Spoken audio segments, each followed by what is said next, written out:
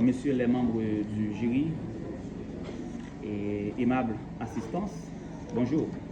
Bonjour.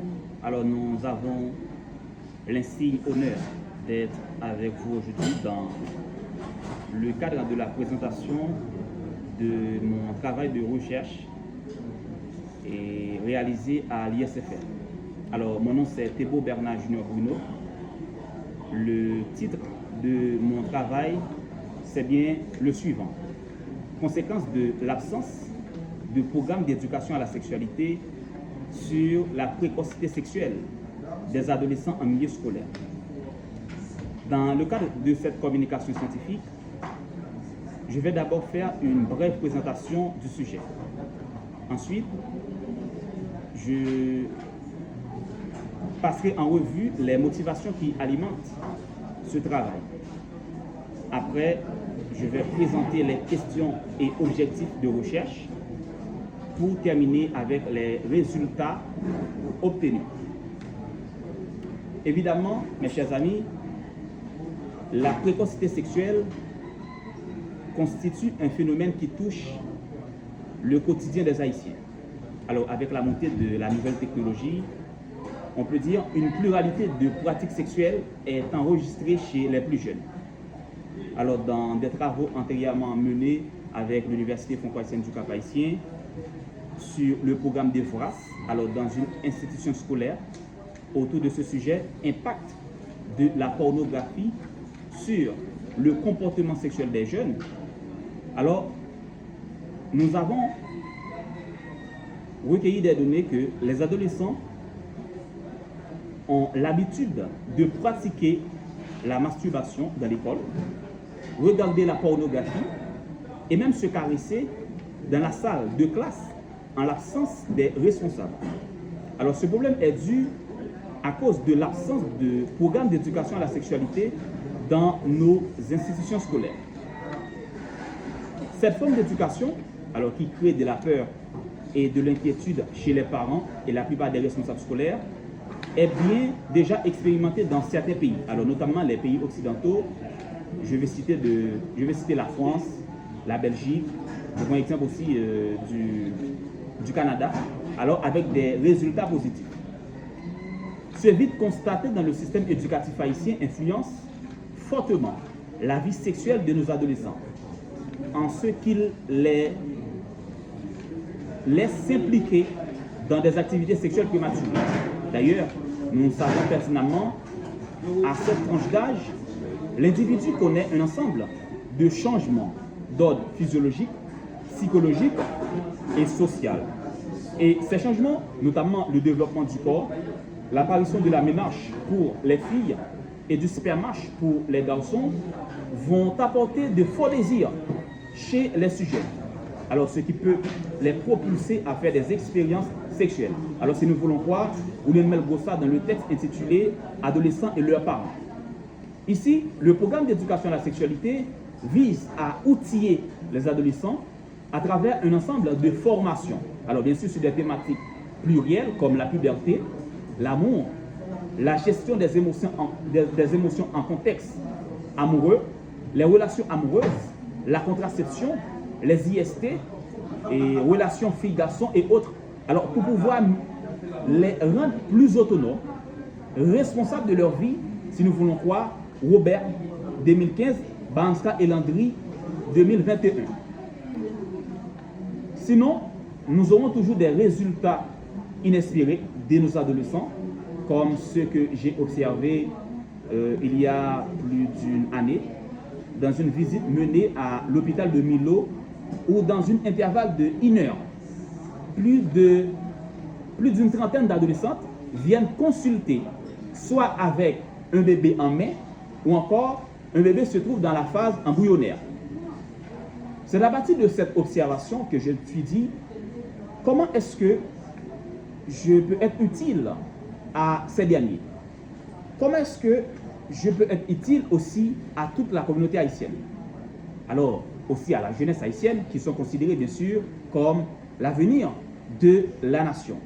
Ainsi, je me suis dit, bon, je vais travailler sur un sujet et me permettant de développer des outils nécessaires, d'accord, adaptés à la réalité socioculturelle haïtienne pour pouvoir mieux et contrecarrer ce fléau.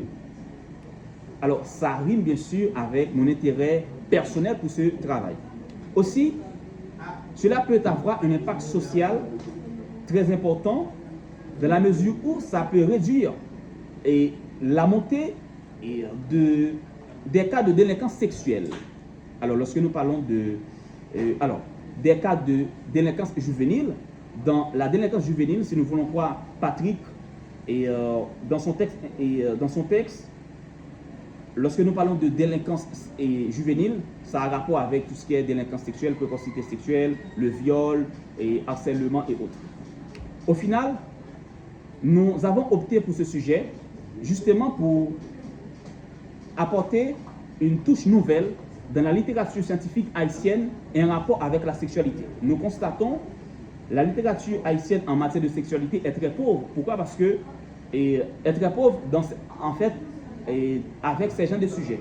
On traite surtout la contraception, les IST et d'autres sujets et en rapport médecine comme ça, mais ces genres de sujets ne traitent pas vraiment.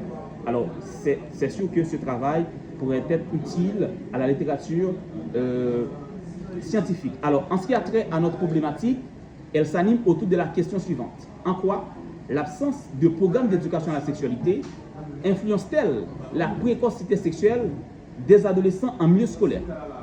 Alors, notre objectif consiste à établir le rapport ou encore le lien existant entre l'absence de programme d'éducation à la sexualité et la précocité sexuelle des adolescents. Maintenant, pour atteindre notre objectif, nous avons réalisé un stage au sein d'une école privée auprès de plus d'une cinquantaine d'adolescents.